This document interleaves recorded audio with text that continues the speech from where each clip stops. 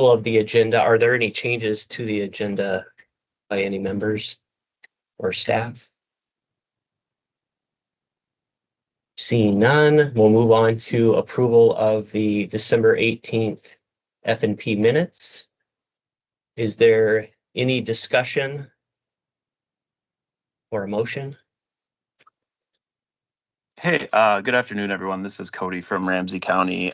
Just a note, I don't know that it needs to modify the minutes as is, but it's showing me as an alt, and I just wanted to state that I'm going to be the main person from Ramsey County on this committee moving forward. Okay, does that need to be changed for the December meeting, or is this just starting now? I would say that's up to you. I don't I don't know. It was my understanding that starting December that I was going to be the main person, not an alternate. I mean, we can change that under the table, or somebody can make a motion that changes that as well. It's not a big deal, but we will definitely have that corrected for this meeting either way. Great. Thank you. Mr. Chair? Yes. I'm listed as vice chair as well, I believe. You're vice chair, Michael. I know you were my vice chair. Yeah. Are maybe you're Jim's vice chair? I thought I was. I thought you were too. So I don't know if I don't know. Okay. Yeah. Let's get that changed too then. I think I'm vice chair, and then just remove that from Paul's title. Okay, that's probably template, a non-change template for the minutes, but we will do that as well. And we have some hard-hitting corrections here today. All right, is there a motion that includes these changes? Elaine Kutsukos will make a motion to approve the minutes with the corrections. Thank you, Elaine. Is there a second? I'll second this, Paul. All right, Paul seconds. We have a motion and a second. Any further discussion? All right, seeing none, we'll do roll call for approval. Joe? Thank you, Chair. Anoka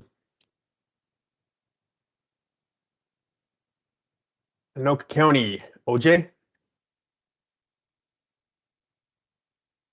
Harvard County, Milky. Aye. Dakota County, Chapik. Aye. Hennepin County, Buell. Aye. Ramsey County, Leisman. I'm sorry, I got this last month. Leisman. It's Leisman, yeah, and I. Thank you. Sorry about that. Scott County, Rudolph.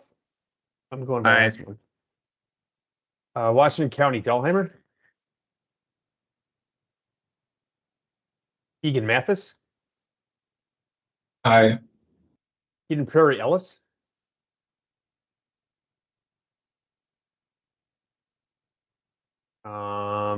Friendly, Sherikos Lucier.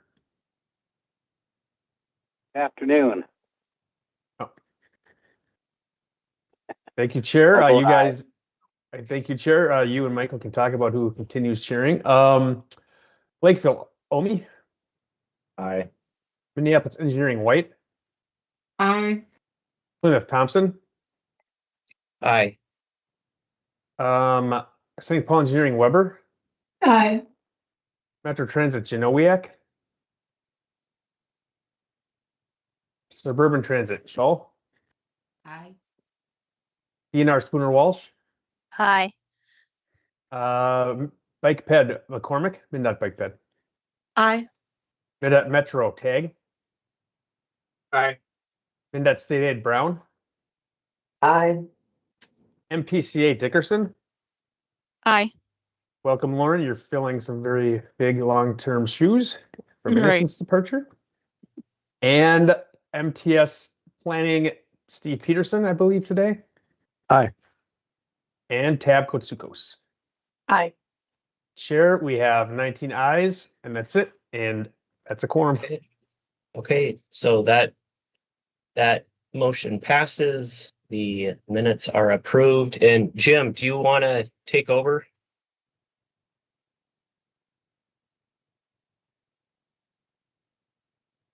All right, I'll keep going until he jumps in. So next, did we have any public comment on committee business? Chair, none for given to the staff. Okay, we'll move forward to Elaine with the tab report. And going with keeping the meeting brief, there is no tab report because tab will be meeting next week on Wednesday. Okay, that's it. Yep. Okay. All right. Thank you, Elaine, for all that hard work. Next, we will go to our one and only business item today. So that is a scope change request by the city of Minneapolis. And I will turn it over to staff and the applicants to go over the proposal here. Thank you, Chair. So this is our item today, the City of Minneapolis Elliot Park Neighborhood Pedestrian Improvements Project. So here's the background. The city was awarded $2 million in pedestrian facilities category in the 2022 regional solicitation for program year 2027. That still holds. There have been no other actions involving this award, be it program year or scope. And the application is was awarded to fund intersection improvements, intersection elements, ADA ramp upgrades, signal upgrades, curb upgrades at 4 intersections. I'll just go down here to show you. So maybe I won't go down there to show you. I'll go here to show you those 4 intersections. Oh boy. Thanks for. Let's see. Should have prepared for that.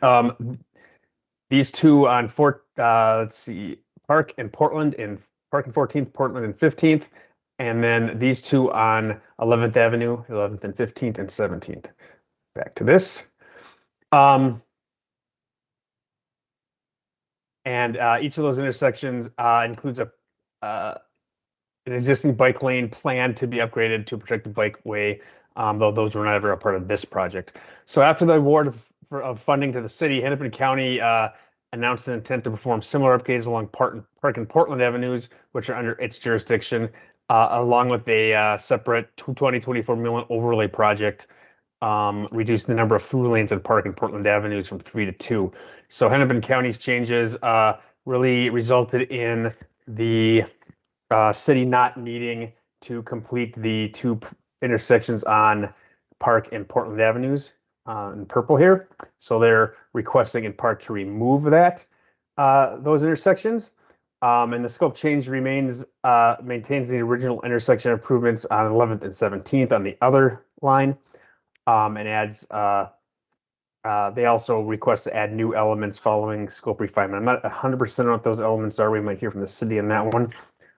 And so that is these intersections. And then they're also requesting to add coordinated bikeway improvements along the red line from 17th Street to 4th Street on 11th Avenue. So as we often do at this juncture, we will talk about whether or not the scope change should or should not be approved, along with whether or not the funding should change. And so as for the scope change, this is pretty simple. First things first, those of us who remember when we used to sort of rigorously reflect on the scoring process, this is the pedestrian category in 2022. We did fund every project there, so there's no reason necessarily to even think that we would have a low scoring project. When you look at the upgrades occurring to the intersection at the 2 blue lines, along with the coordinated bikeway improvements, either of those items could actually come through this, or could be added to the scope of this project without even coming through this process. They're both, if they were to be locally funded anyway, they're both pieces that enhance the project, don't take away from the project. And so we would be able to just do that. However, as often happens here, we're going to talk about the funding a little bit. So they gave us, the city provided us this table where they're removing the 2 intersections that run about $1.394 million out of the original 2.5 million, so just around half. And they want to add refined scope for the 11th Street South intersection safety improvements. And hopefully we get to hear more about that from their staff. along with the 11th Avenue South curb protected bikeway. So those two items are 428,000 and 290,000 respectively. And that brings the total cost of the project down because these two pieces do not cost as much as the previous, the removed Park Avenue part. And so the question that we would have here is, should they be able to fund these pieces federally? And, you know, the scope change policy does say that when another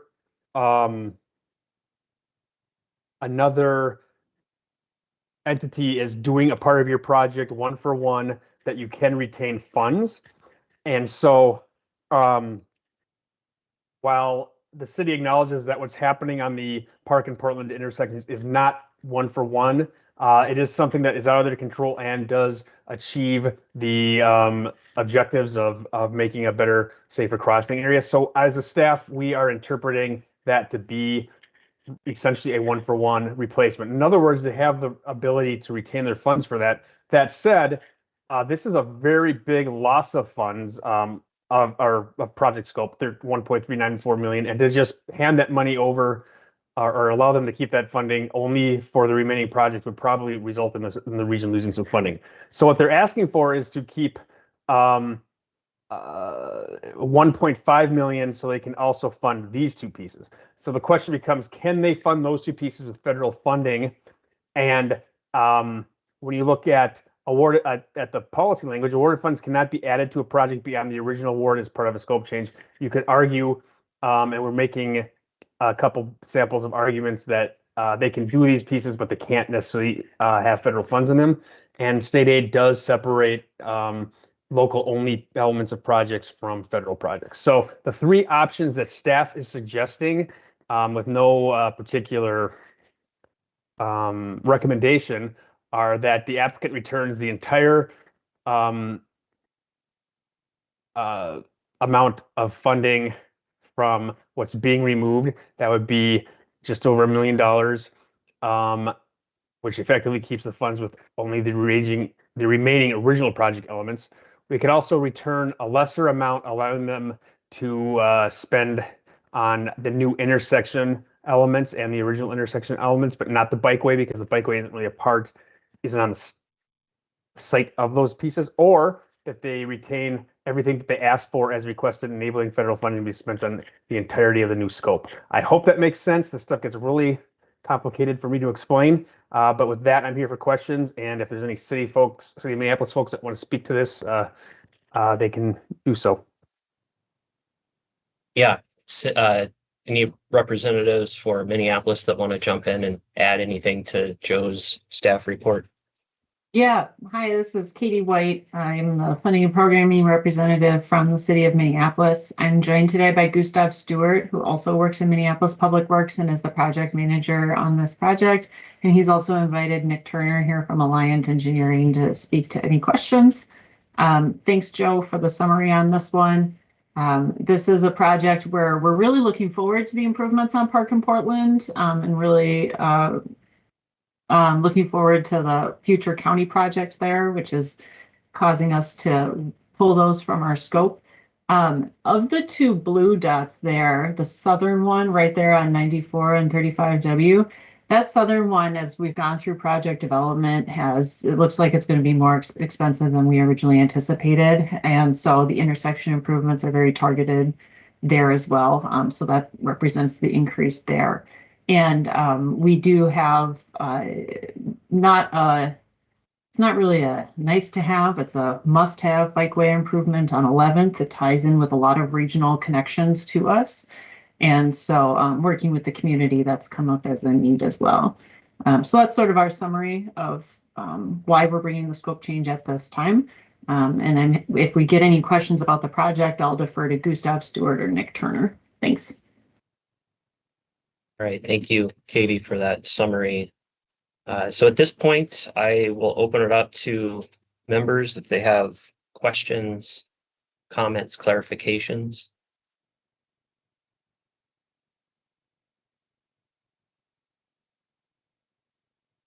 Chair, I do have one quick clarification or question, I guess. Yes. Wait. Oh, Darren. Yep. Yeah, sorry. I guess for the original scope for the blue, I'll call it the blue dot intersections, was, how should I say it? In the original application, did the federal funds fully fund all the components that were planned to be constructed with that, or was it short? Like you didn't have enough federal funding to cover all the eligible, like 80% of the total cost for those items. Yeah, I'll take a first pass at this, but might have to go to Gustav or Nick. We were kind of looking at a low cost, high benefit option there, especially at the southern one, right on 94 and 35. And as we've gone through project development, we've discovered it really wants to be a signal. And so our low cost, high benefit is not really feasible anymore from that perspective. I think the as we kind of work through concept layout development, specifically with the 17th Street intersection, some of the ADA ramps in terms of getting it to a compliant standard were a little bit more challenging than originally expected when we first did the grant application.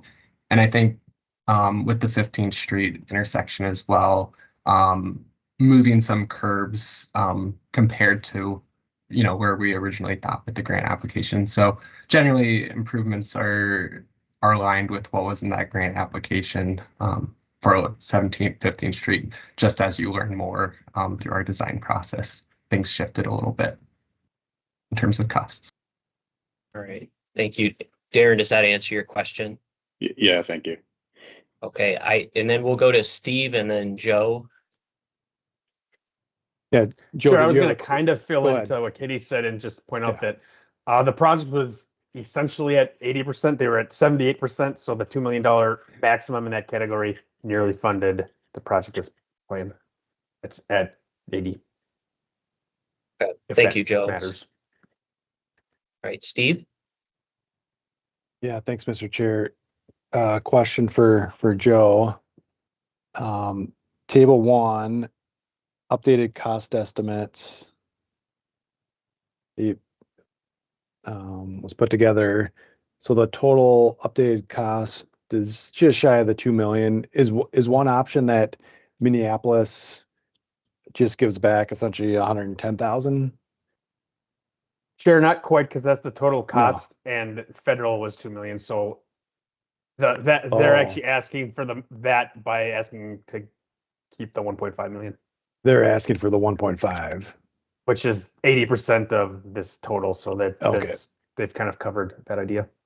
Gotcha. Okay, that's the request from Minneapolis, is to retain the 1.5. Yes, I probably should have pointed out that they did make that request. Okay, now I gotcha. Okay. Anything else, Steve? Yeah, I had one other. I've read the policy kind of several times. One other kind of question that, well, first of all, the downtown Minneapolis ones are always the being part of this committee for over a decade. The downtown Minneapolis ones are the trickiest because there's just so much happening in overlapping project areas. So it's tough to manage from the city's perspective. I know that. That language in the policy about awarded, italicized that awarded funds cannot be added to a project beyond the original award as part of a scope change. Could that be viewed as you can't give them more than the 2 million originally awarded? And I can almost read that two ways. I just don't know how we've interpreted that in the past. Really glad that came up. No, I'm not. That's a fair question, because we had a pretty massive overhaul of the or not overhaul review of the policy, and it hit me as I was doing this. That's how that language turned out. And this is the first time this has really come up since we enacted the policy about a year ago. And so my answer is yes, it can be interpreted in ways. Yeah. So that's an interesting question. Like the intent, and I'll just give my take on the intent as the staff member who was a part of this, and apparently this language to happen, is that we don't want folks saying, uh-oh, we can't do this. Now we want to do something else just because we want to keep the money, right? The point is to prevent it from becoming this slush fund where people are just like, oh, we can't do 5th Street, let's do 12th Street or whatever. It gets gray, I think, some of these areas. So Yeah. the answer, Steve, is I believe that it was intended not to allow for just throwing new elements into a project. That's my intent. That's my belief on the intent. So they couldn't get 3 million for the 2 million was the max kind of that you could get in this whole. Well, they could never get more funding. Like you can't add funding to it unless, not through this process anyway. You can't add more funds to a solicitation project in this process. The question is, can they use federal funds to expand the project? And generally speaking, I got to be careful trying to opine on the 3 options, but generally speaking, I think that the intent is not for that. That said, we've had these projects where, like, I think there was one in Golden Valley a couple of years ago where they had 3 intersections. The county or somebody took care of one, and they kept all the funds because of inflation on the 2 intersections. So even that gets a little tricky. So, but they didn't have new elements. So it's almost like, well, what's happening in the ground is the same, so you can keep the funds. You can't expand the fund. It's kind of, but I believe the intent of that language is to prevent people from saying, oh, let's spend the money on something else then. It's our money, because it's not quite. Okay. All of my other comments looks like that. Got some other people to raise their hands, Mr. Chair. I believe 2 of these 3 people will be pushing back on me, so let's see. Yeah, so thank you, Steve and Joe. Let's go to, was it?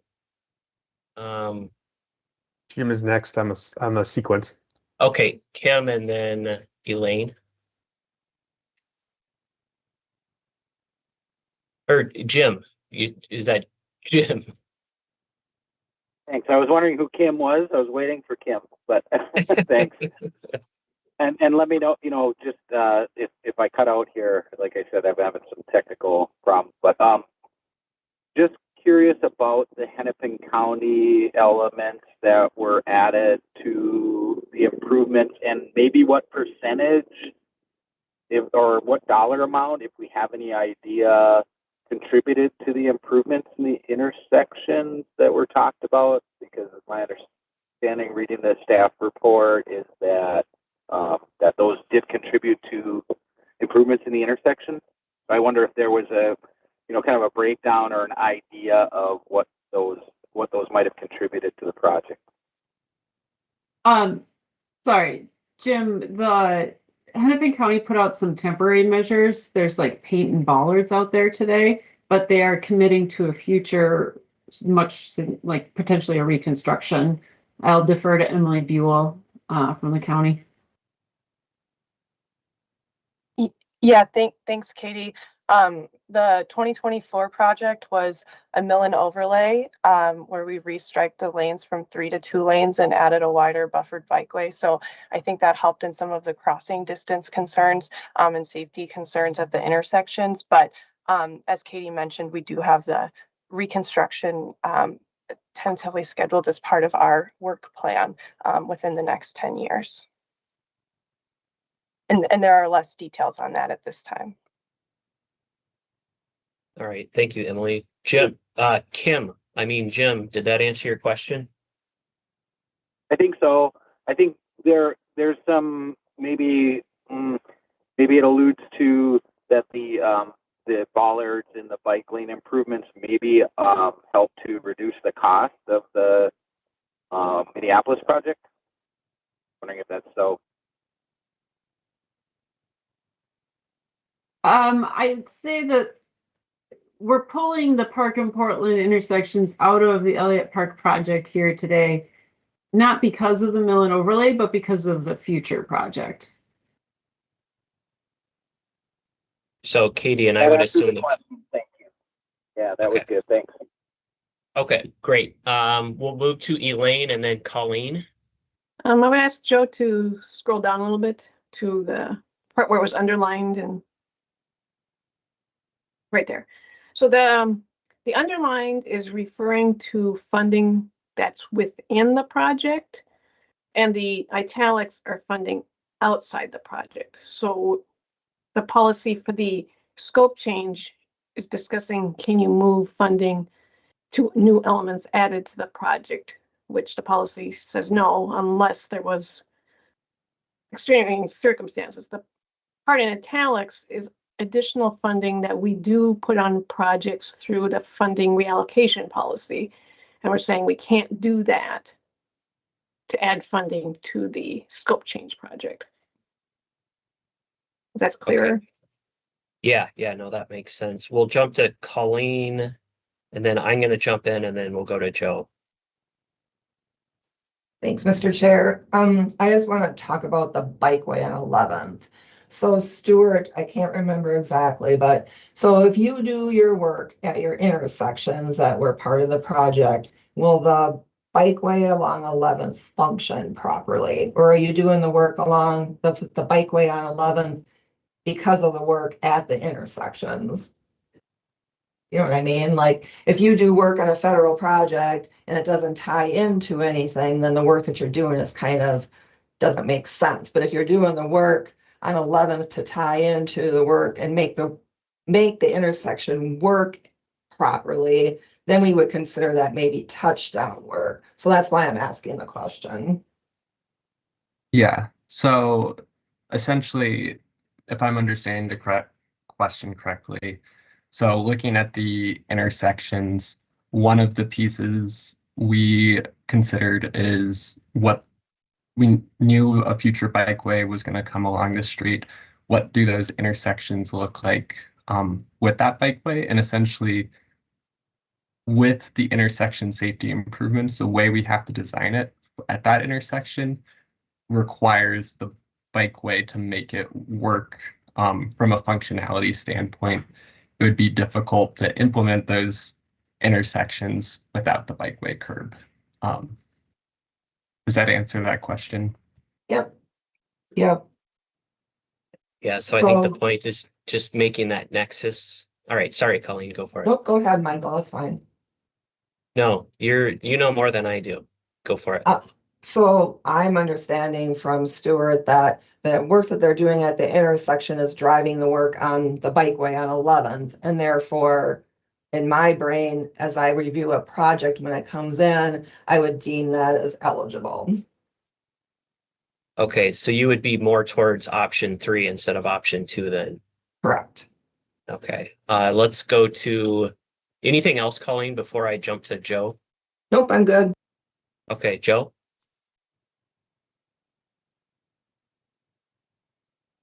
You're on mute, Joe. Got to give me a few more years to figure that out. I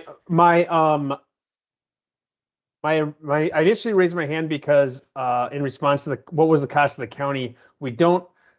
If we determine that what's happening at those intersections is the same thing, we're not really particularly worried about the cost of the county. We just know that the same thing is happening. That said, we are being a little bit loose in our interpretation of the same thing happening, and that's acknowledged. But Emily's response made me a little bit nervous. I know the last change put some bollards and maybe some things that are temporary, and I was a little taken aback by the phrase tentative plans to do something else. So I want to hear more about what we know this is going to look like at those 2 purple intersections when everything's done, and maybe when too. Feel free to jump in and answer, Emily. Yeah, thanks, Chair. So this, yes, sorry for the confusing language on that. Park in Portland from about Washington Avenue to like this I-94 area is in our work plan. Tentative, I say program year because we're not exactly sure on the exact program year, but because it is in our work plan, that is the years 2031 to 2035. So within that time frame, if that helps clarify your question, Joe. It has been identified as a CIP need in the future here. Okay, I would be curious to see if that time, I don't think off the top of my head the policy will speak to that timing, but I'm surprised to hear that. Right, Katie? City of Minneapolis has a really good communication structure with Hennepin County on these investments. And this is one of those things where, you know, the county has a 5-year CIP, the city has a 6-year CIP, you know, MnDOT has the CHIP. And so it's just like knowing what's next. And so we're comfortable with the communication we've received with the county on and their level of commitment to future work on Park in Portland. It's in alignment with what we would expect to hear from them. So we're okay with it. All right, thank you, Katie. We'll jump back to Emily. Thanks. And I just wanted to note too, in our support letter for this application, we kind of use the same language. So assuming that others and Katie are comfortable with that, I just wanted to point out how we've noted our future project on Park in Portland for Minneapolis. Okay, thank you, Emily. Elaine? I had a question. It's more, it was in the application where the intersections that were selected were linked or met up with existing planned improvements for the bikeway. And I'm wondering what was in those planned? Is that coming out of a future plan and being added to this project? Is it a better way to construct it by combining it? The reasoning of why it would be switched from one to another. I could hop in front of Cody. The 11th is a segment of what we call the South Side Greenway. So when we say planned improvements, it's, you know, several miles long. And so completing this segment of 11th gets us to this longer planned improvement that has been built in significant portion to the south of here. We're just trying to fill in the gaps where we haven't had the opportunity to get to it yet. Gustav, is there anything else that we want to contribute here? Yeah, I think there was a mention in the original grant application about a bikeway. I think the key difference here is as we had to look at converting it. Basically, right now there's existing non-protected bike lanes. To get a protected element, we have to look at a two-way protected bikeway. And because doing that on the design intersection safety at those locations, basically seeing it as it makes sense to do it at the same time from a intersection driving the bikeway perspective. All right, thank you for that information. We'll go to Cody. Yeah, hi. So I kind of have a more, I guess you could say, like qualitative type of question, just more kind of the before and after versus what. So let me think of how I want to frame this up for just a second. And kind of what was originally proposed, if you say that's like scenario A, and Hennepin County didn't have anything planned, and so it's just exactly as proposed versus what is being proposed, irrespective of the Hennepin stuff happening. So just the blue dots and just the line there. I guess if you can call that scenario B, is the net benefit between the two or of B greater than, equal to, or less than the net benefit to the end user of the original project scope? I don't know if someone from Met Council wants to talk about how the committee functions and how the committee thinks about benefits, or if I should speak to Minneapolis's perspective here. All right, we'll let Joe. We can let Joe jump in and then come back to you, Katie, if needed. Yeah, I'll take a shot at it. And so we've had a series of struggles with our policies on something akin to that very question. Forgetting what the county's doing, I would say that unless there's something really negative about the removed intersections, that clearly what's happening now would be a lesser project. But what happened to us about 5-6 years ago was that we got a lot of scope changes where applicants were reducing project elements because somebody else was doing something on there.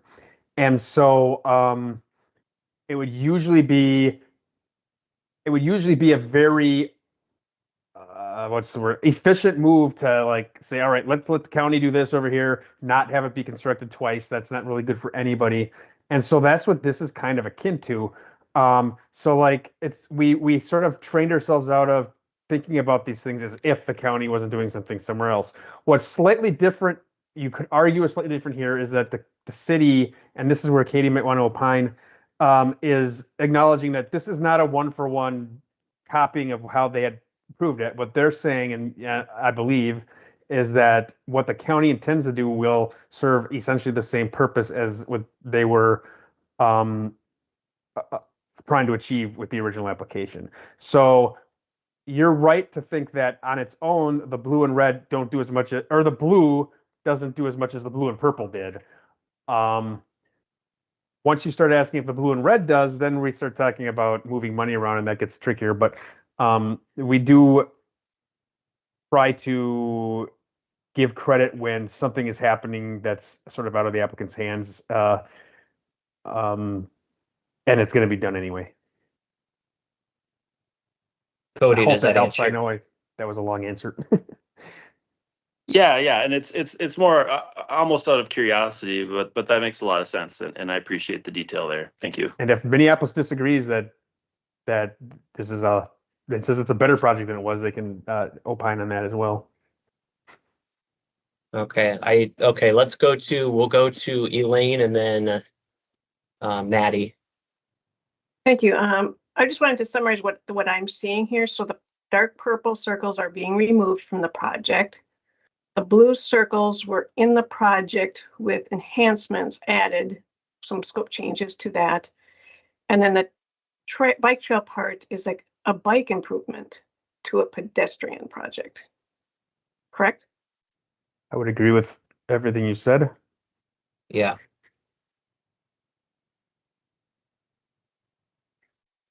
Anything else, Elaine, or do you just want to clarify? That was all. I just wanted to make sure I was seeing this all clearly. All right. Thank you. All right, Maddie.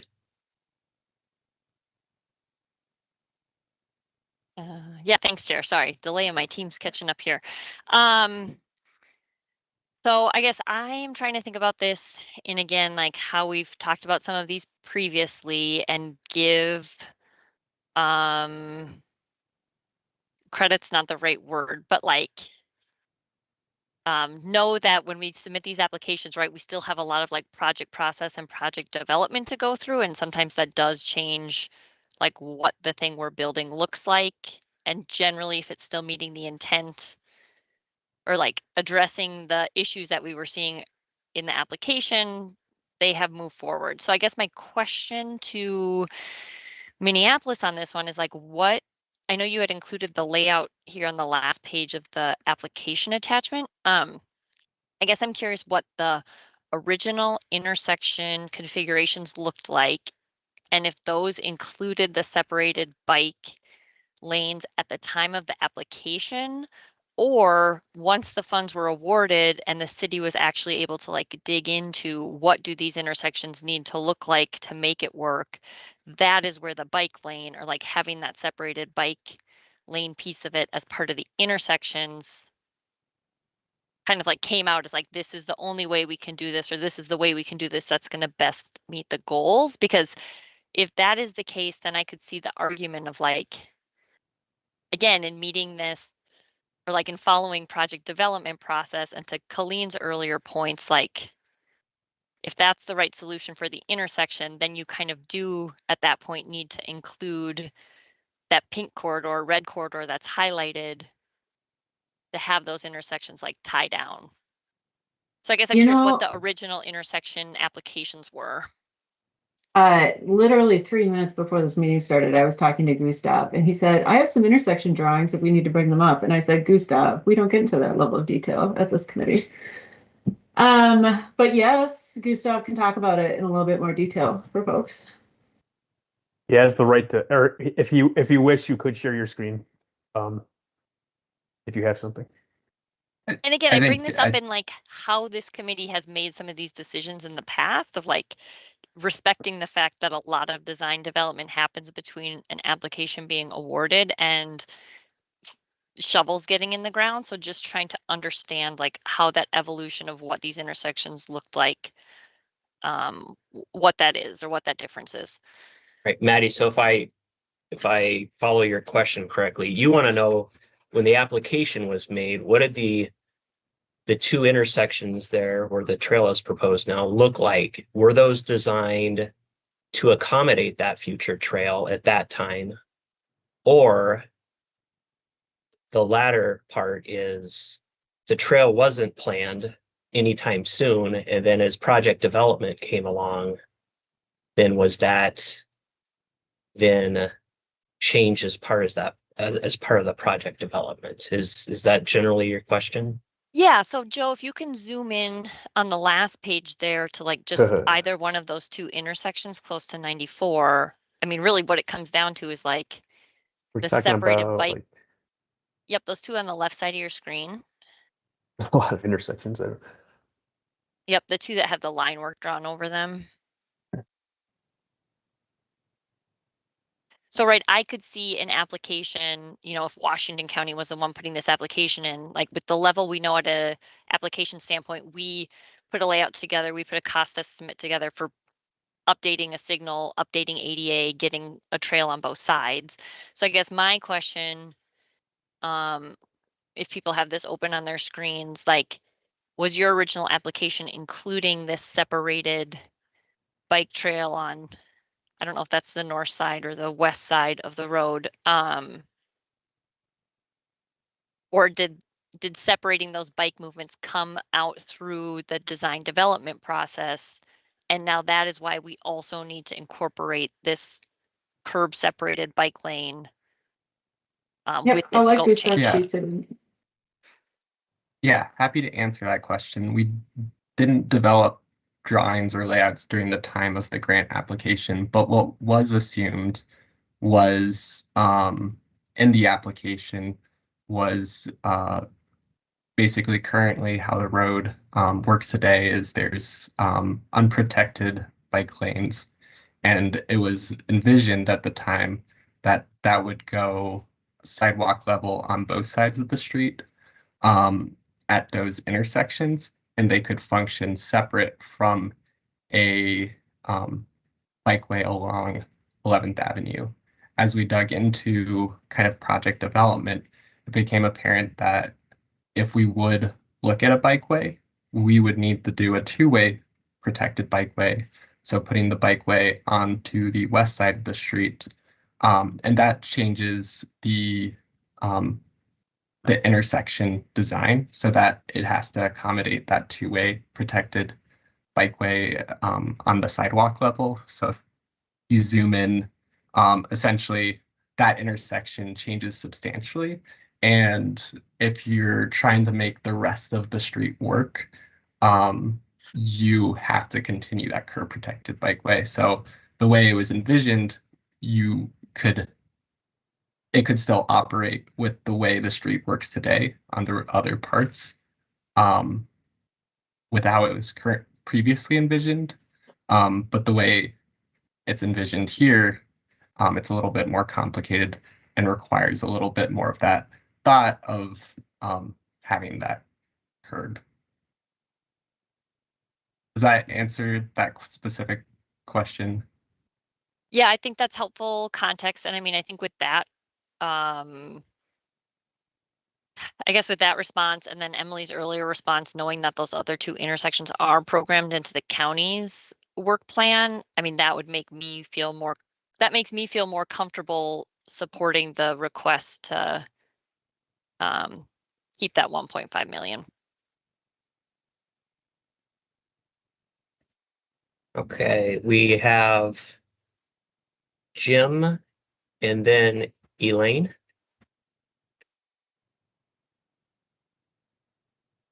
Yeah, thanks, Michael. Just a couple of questions. I'm presuming, although we probably maybe we wouldn't have an answer today about county's approach to funding their two intersections. Would that potentially be a regional solicitation in the future for funding? And you know, that might be an eventuality. So I'll let County speak to that. And then the other just observation that I have, looking at the options here, I think Minneapolis has, in the application about 541,000 in match, and I think the option 3 would actually reduce their funding input into this project. I'm not really sure how, I'm kind of wrestling with that in my head, how that plays out. I think it's good that they're coordinating, but I just think the timing is really the difficult piece for me, that, this is on into the future and doesn't get built currently. All right. Thank you for those comments, Jim. We'll go to Elaine. You're on mute, Elaine. I just wanted to mention, I put comments in the chat, but I wanted to put it verbally into the audio of the meeting. So I included the application wording of what was in the application. So it does say the pedestrian improvements will be coordinated with bicycle and traffic safety improvements, including protected bicycle intersection elements. And then there were 243 total crashes, including 4 serious injury crashes and 7 bicycle crashes at these intersections from 2012 to 2021. Each intersection includes an existing bike lane plan to be upgraded to a protected bikeway. And that went with what I mentioned before, that they mentioned they were connecting to existing bikeways that would be upgraded in the future. Okay. That's all I had. Okay, thank you. And then I know in the schematic that shows the separated walkway or trail extend quite a ways outside of the intersection project area. I'm assuming that's to make it so it's not a trail to nowhere, so it's connecting on both endpoints. Is that right? Yeah, like I said, this is part of the Southside Greenway, which is a several mile long corridor. The northern terminus there, you'll see the light rail tracks. Hiawatha Light Rail Trail is right there. And so it's a major connection to South Minneapolis, a protected trail with very few intersections at all. So it's important to maintain what we call our all ages and abilities network. And so that's a connection point there. And then the area to the south of I-94 also planned continuation, but that's a separate project, not going to be remedied through this application. All right, thank you, Katie. All right, I don't see any other hands up at the moment. So now we just have to determine 3 options here are on the table, or if somebody else has a 4th option. So at this point, we just need a motion and see where it goes.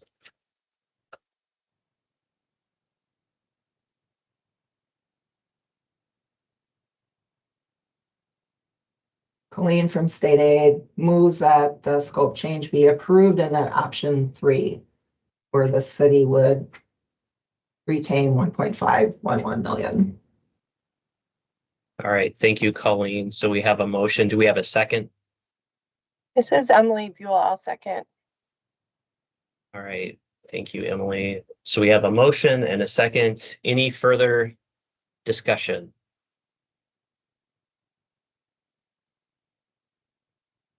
Russ. Michael, thank you. I guess I'm trying to understand what's going on. And I guess the part that I'm getting hung up on is the underlined and the italicized statements under table 1. And if I'm understanding Joe, I guess I don't see, I don't personally and professionally understand what's being asked, and I think it makes sense, but it seems to conflict with the scope change policy language. Am I misunderstanding that language? All right, so so the underline, so it says awarded funds cannot be shifted away from any removed elements to new project elements unless the removed elements are being done as part of a programmed project. So do I read that as, since Hennepin County is doing the other two intersections, then the money can be shifted? Chair, that's the staff interpretation of how we looked at that one. Okay. But how about You the could be italicized? well, the italicized is where it gets, I think, where your question comes in. But I'm going to expand on what I just said by saying you could really scrutinize what's happening with Hennepin County at the other intersections because they're not doing the exact same thing that the application was, and we chose to take Minneapolis' word that, you know, they're doing something else that's out of our hands and it accomplishes what we wanted to accomplish.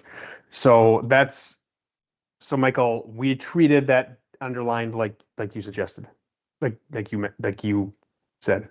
Okay, and then Russ, the last part, the italicized. So awarded funds cannot be added to a project beyond the original award as part of a scope change. So Steve, when you spoke earlier, I assume that's where you said, when we have extra federal money and we divvy it up to projects that are ready, we couldn't do that in this case, given that italicized part. Is that correct? Yeah, Mr. Chair, that's what I was thinking. That was my question because I could read it in two different ways. So, and then Elaine mentioned, then you tried to clarify it, Elaine, a little bit, maybe a little bit differently. So repeat what you said then. Well, we do have a reallocation policy. So when we have, like, for example, a project withdraws, so funding comes back to the region, and then we have a policy that we explain how it gets added to other projects or gets put into a future solicitation.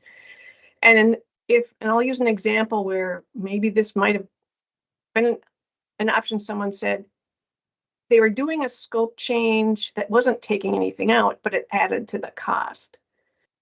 And so then they were going to ask for additional federal funding.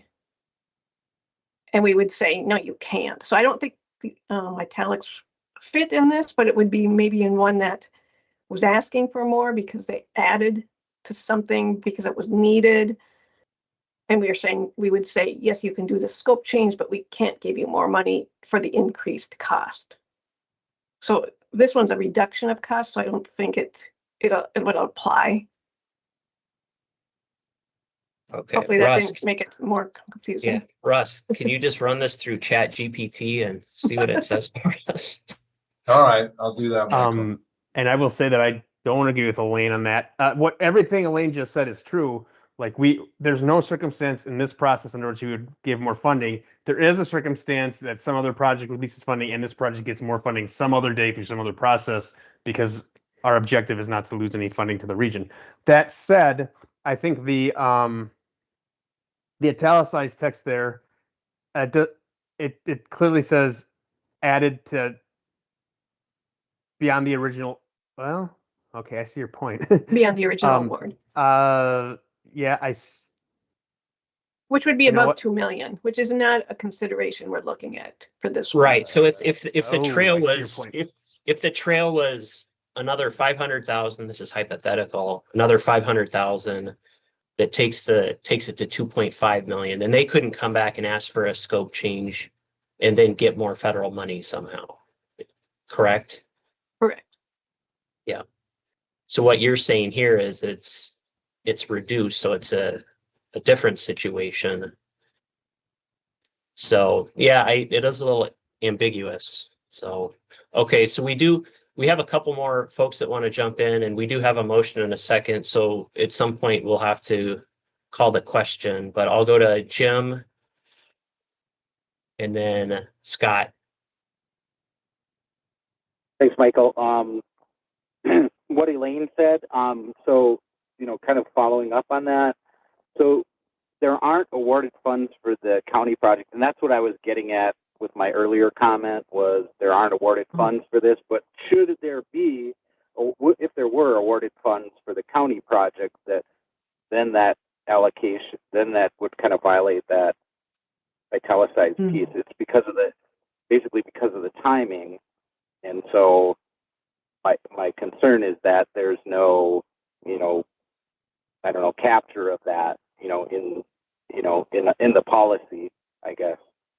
So really, So- it's kind of putting project between two agencies and building the project holistically, greater, which is good, but there's nothing to preclude county from, applying for the other two intersections in their 2035 plan.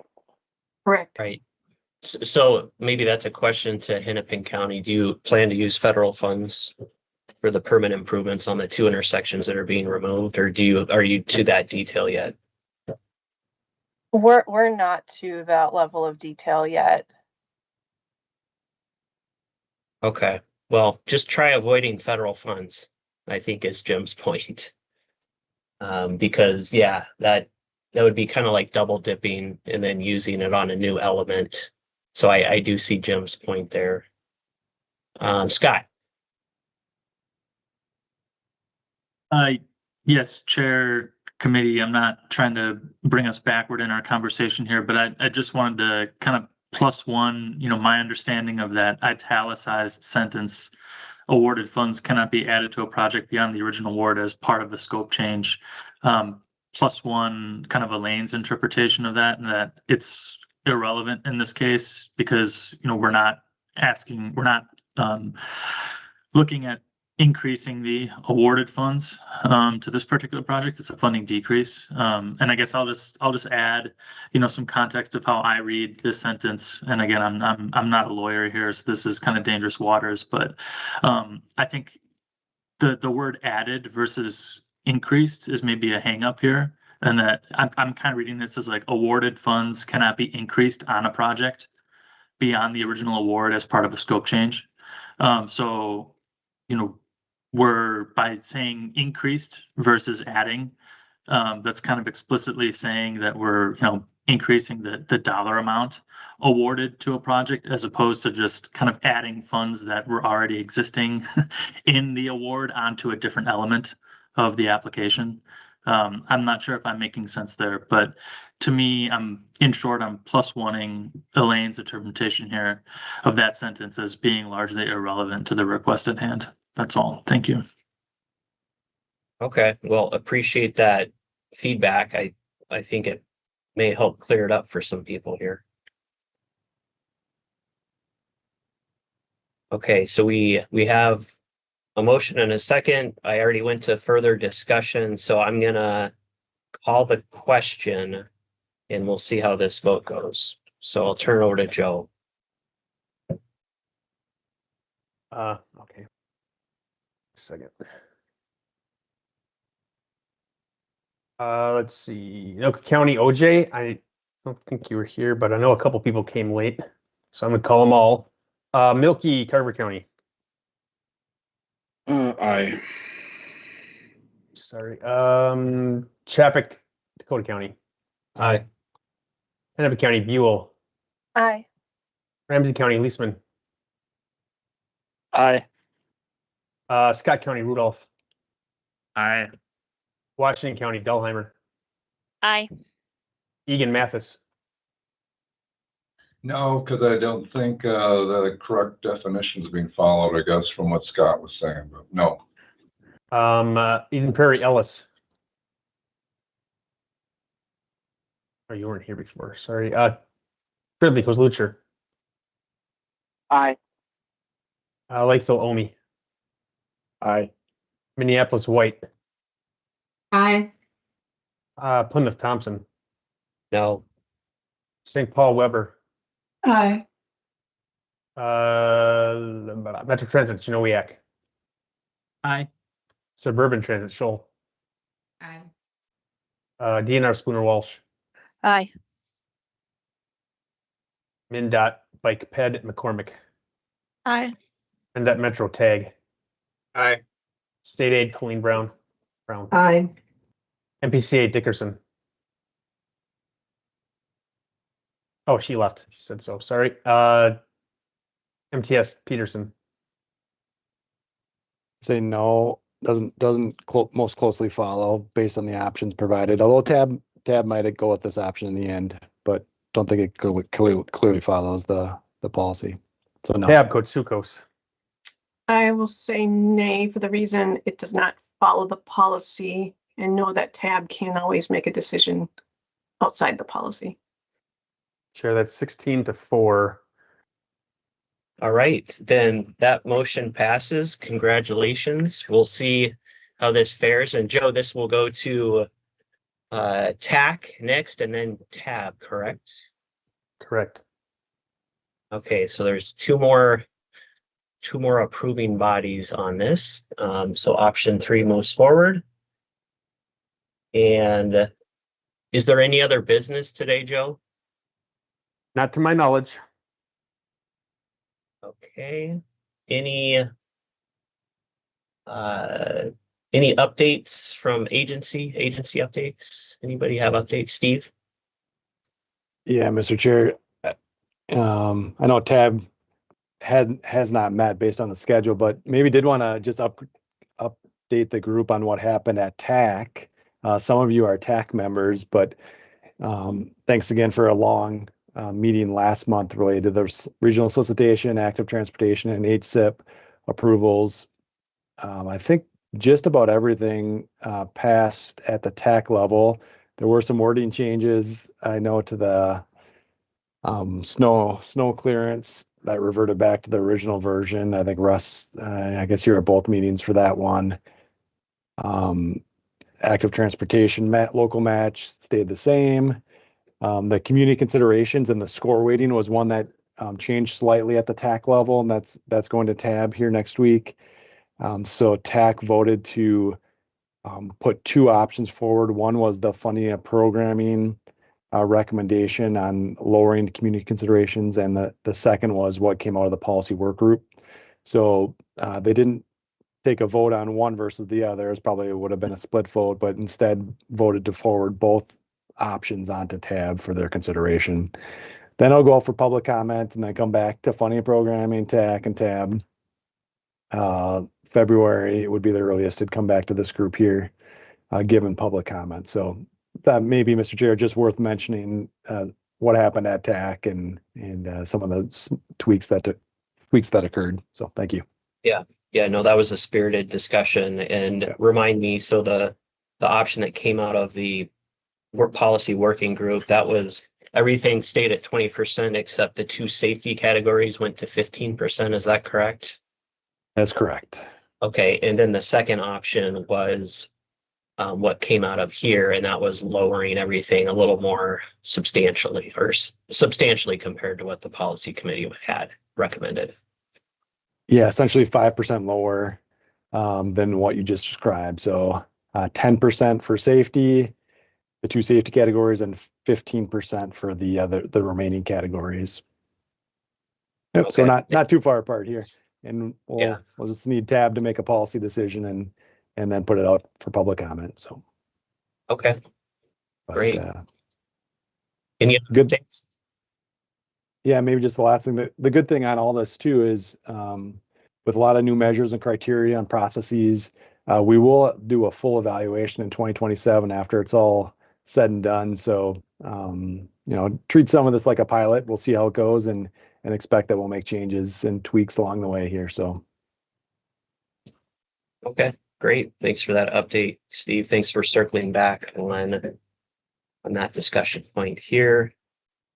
And all right, last chance. Any other agency updates? All right, we had a fairly short meeting today. So with that, any other business? Doesn't look like it. So with that, we'll adjourn. Thank you, everybody. Have a good rest of the day.